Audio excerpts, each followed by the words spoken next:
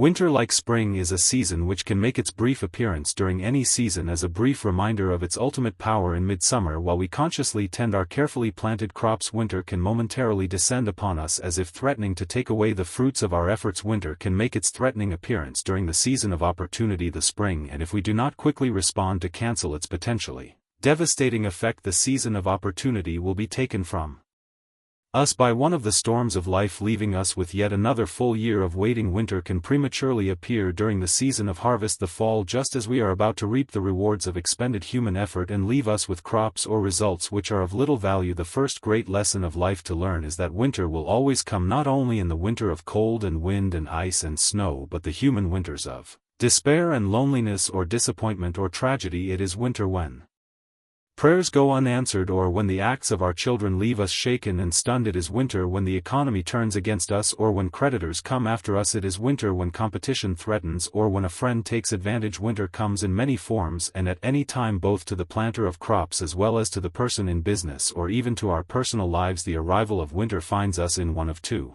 categories: either we are prepared or we are unprepared. To those who are prepared, who have planted abundantly in the spring, guarded their crops carefully during the summer, and harvested massively during the fall, winter can be yet another season of opportunity. It can be a time for reading, a time for planning, a time for gathering our strength for the coming spring, and a time for taking comfortable shelter. It can be a time of great enjoyment, a time to be shared with those we love and with those with whom we have labored. It is a time of thanksgiving and a time for sharing of life's bounteous gifts. Winter is a time for being grateful both for what we have as well as for what we can yet achieve. Winter is a time for rest, but not excessive rest. It is a time to enjoy the fruits of our labors, but not a time for gluttony. It is a time for warm conversations, but not a time for complacency. It is a time to be proud, but not a time to be egotistical. What we do with our time, with ourselves, with our friends, and with our attitudes during the season of winter determines what we will do with the coming spring. We are meant to constantly improve our conditions, ourselves and our results. We either improve or we regress, for never do we remain the same. If we do not improve, it is because we do not use our intelligence, our reasoning, and our full potential. And finally, what we do not use we lose through lack of use. We may lose our intelligence, reasoning, potential, and strength, and when lack of use or misuse costs us these worthy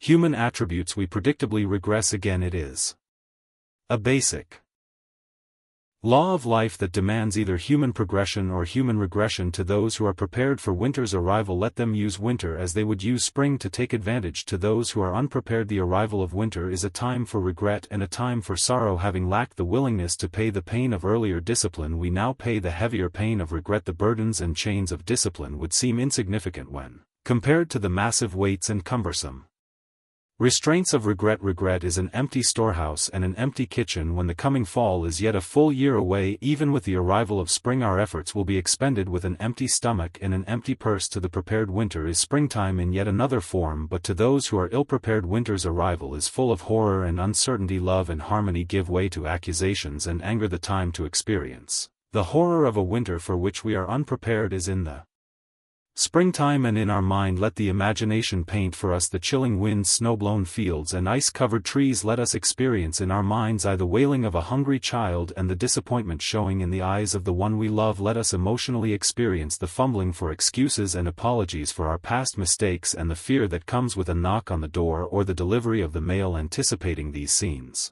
in advance can provide the shock that moves us into massive effort in the spring, that those efforts might prevent our horrified imaginings from becoming reality. Throughout all the seasons of the year, winter can touch our lives in many small ways, testing us and providing us with subtle reminders of the plight of those whose lives are surrounded by winter. Winter can be a lost opportunity or the loss of love. A winter is when a trusted friend gives you cause for disappointment, or when expected business goes to a competitor. A frigid blast from the cold, harsh words of someone you love is winter, and so is the pessimism or cynicism from someone whose advice and counsel you seek. The major challenge confronting those surrounded by winter is to not let it affect the arrival of spring and our ability to recognize that arrival. Much of life is in learning to always remain part of the solution rather than allowing ourselves to become part of the problem. If you are without love, money, or employment, it is a winter, and its very appearance is because you've Missed a springtime somewhere. Neglect is always costly, and winter is merely a circumstance and effect brought on by some earlier cause. Dwelling upon the severity of your personal winter merely makes the winter more difficult to endure. Search the inner confines of your mind and your soul for the purpose of discovering the real cause within you. Adversity is seldom attributable to someone or something outside of ourselves. To blame outside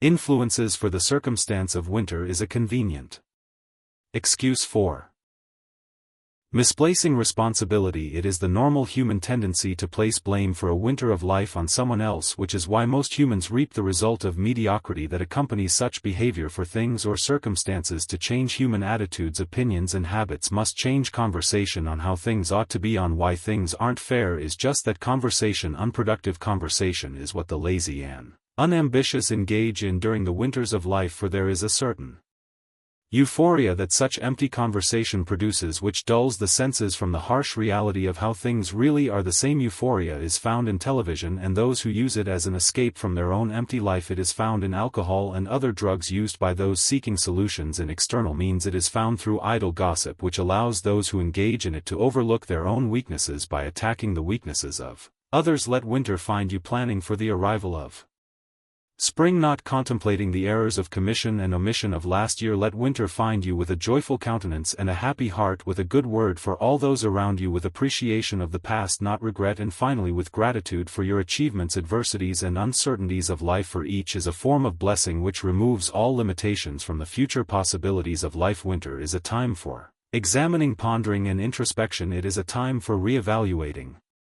both purpose and procedure, for rediscovering an often misplaced sense of purpose. It is a time for finding new ways for solving old dilemmas and for devising unique plans for contributing to others less fortunate than ourselves. It is a time for understanding and controlling anger, that frequent human emotion which causes us to pass judgment without fair deliberation. It is a time to analyze our fairness and to overcome our tendency to hastily spew forth condemnation without full investigation, for such is the height of ignorance. Winter is a time for being sincere with ourselves. It is a time for developing the skills that allow us to get along with imperfect people, or even a fool can get along with perfect people. It is also a time for becoming wise enough to know what to say as well as to know what to overlook and what not to say. The wisdom that comes with the careful use of winter teaches us also that evolution is merely revolution at a slower pace, and that constant gradual change is the order of the universe. Only those worthy human attributes of honesty, loyalty, love, and trust in God and in our fellow man are meant to remain constant. Winter is a time for being grateful for our achievements or for having endured our lack of achievement. The physically inactive season of winter is a time for adding to our storehouse of knowledge through continued education, which in truth does not mean learning things that we do not know, but in